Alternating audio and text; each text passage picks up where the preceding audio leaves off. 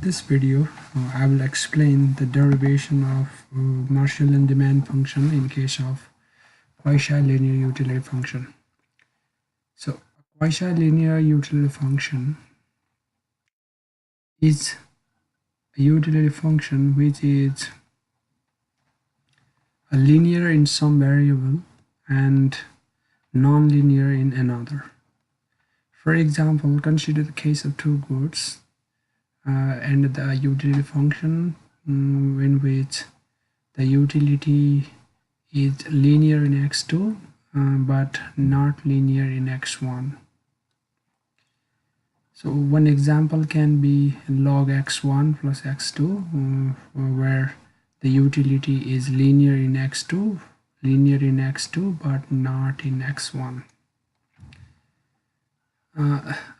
The reverse case can also appear where the utility function is linear in x1 but not linear in x2.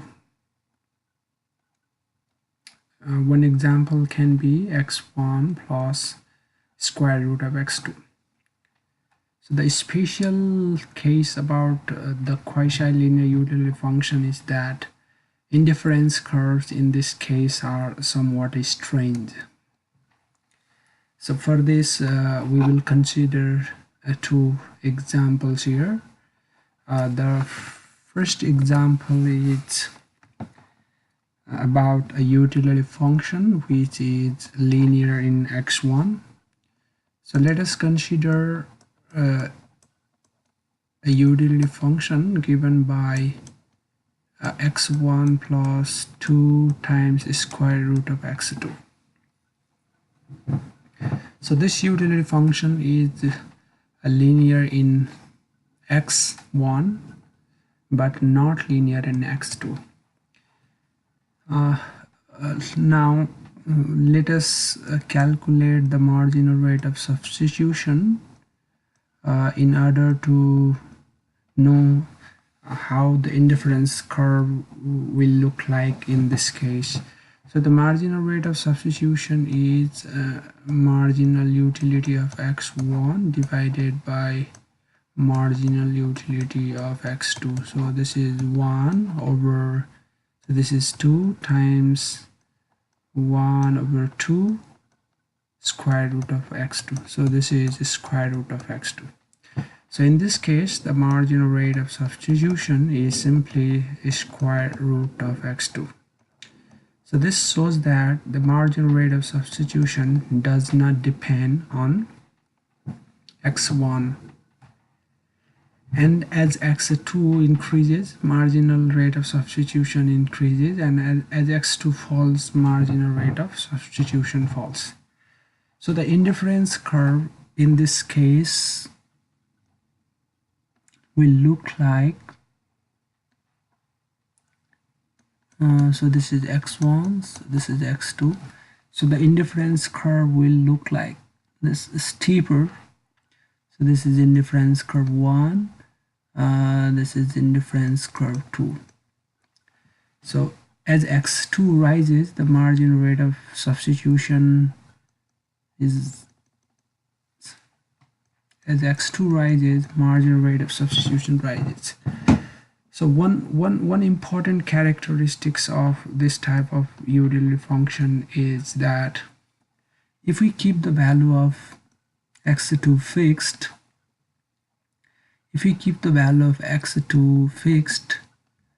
suppose at 10, marginal rate of substitution will be constant, so square root of 10. So in this case, the indifference curve, the slope of the indifference curve along this line are equal, or the indifference curve are parallel with each other. So we can have a look of the shape of indifference curve in this case by plotting the curve in x and y space. Now suppose that utility is fixed at 10 and our equation of the level set is x plus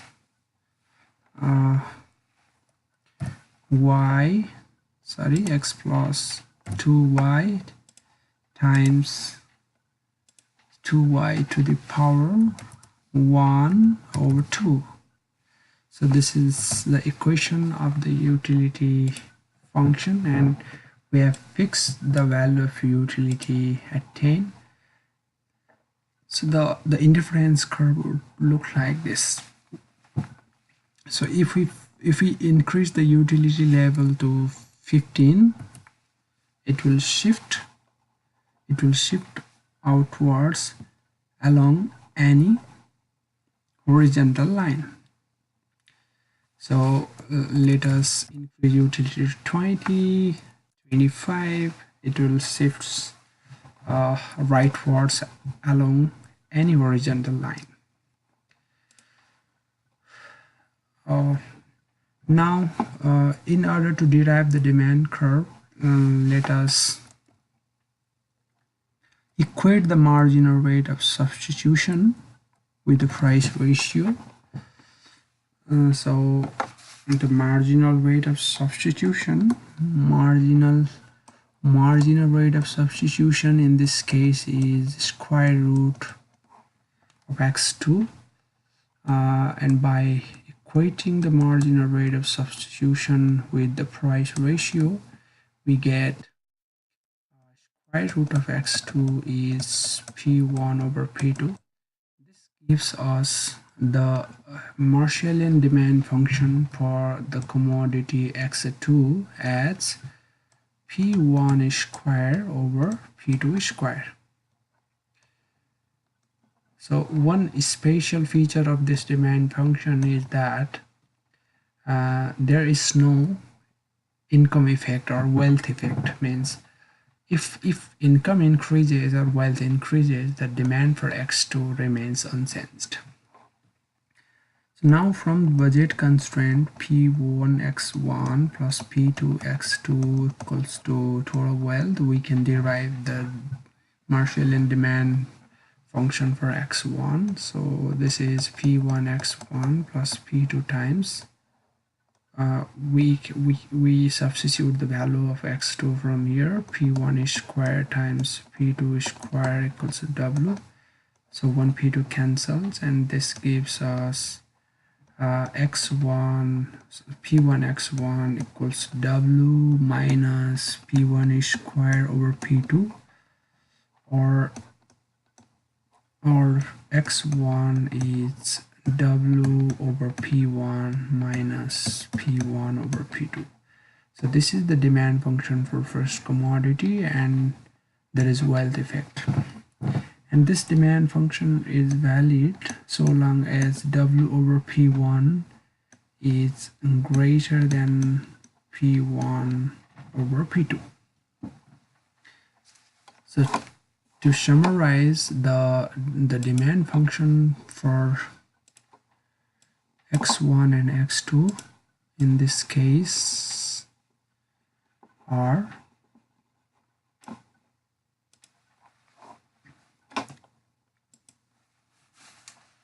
simply x1 p1 p2 w equals w over p1 minus p1 over p2, and x2 p1 p2 w equals simply this is p1 square upon p2 square. So these are the two Marshallian demand functions.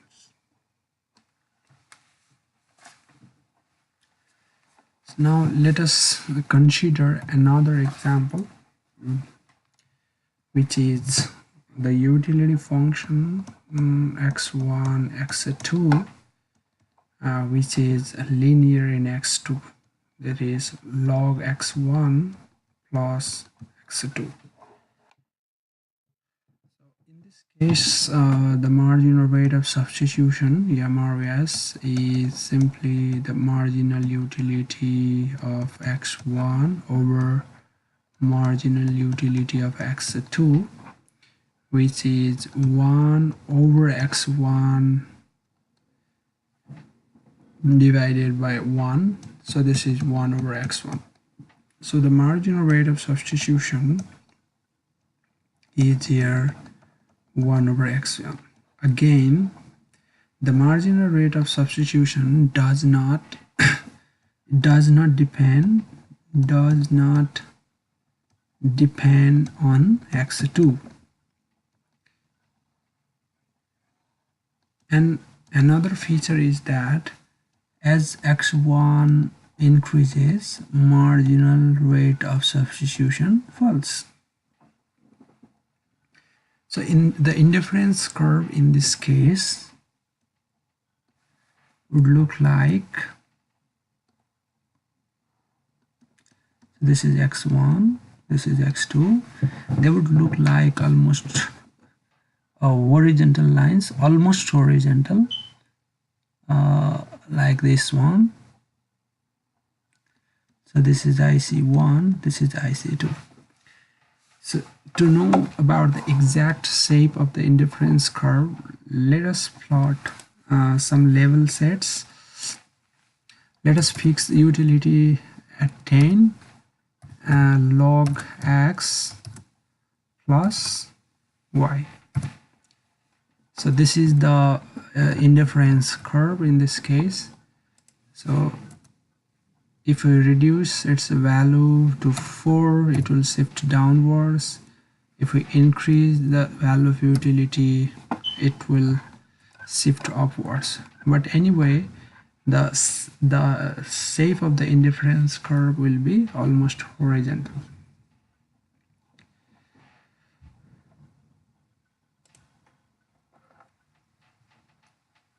So this implies that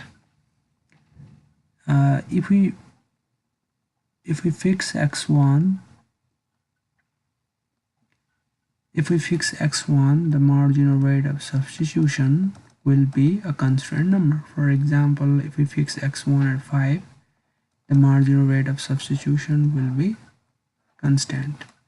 So this implies that the slope of indifference curve at this point and the slope of indifference curve at this point will be equal, or the indifference curve will be parallel with each other. So now let us equate the marginal rate of substitution with the price ratio and derive the demand curves. So in this case, marginal rate of substitution between 1 2 is 1 over x1.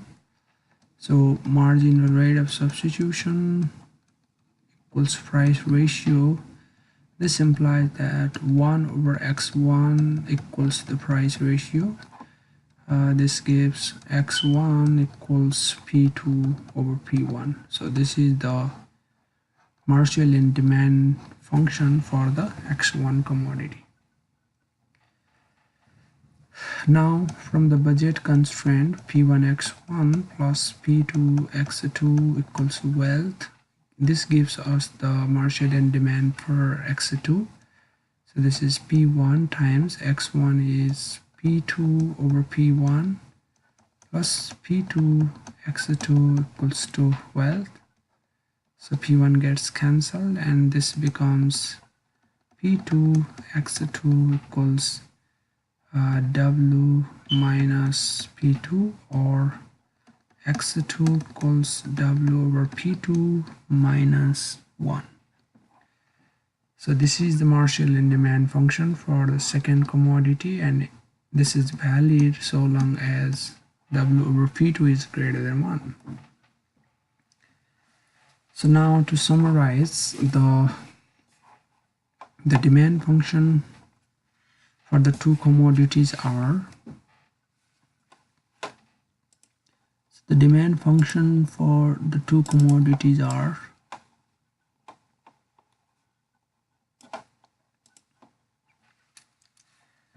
x1 p1 p2 w equals p2 over p1 and x2 p1 p2 w equals to w over p2 minus 1.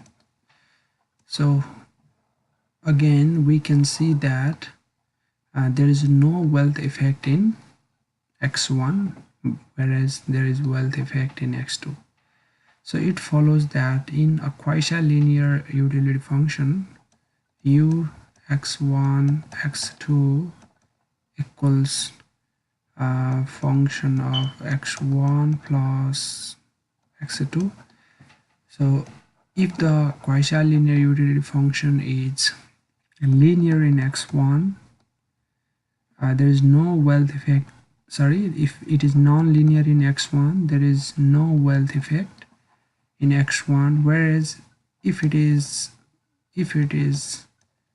non-linear in x2, there is no wealth effect in x2. So thank you for watching this video, and please subscribe my channel for more videos in the future.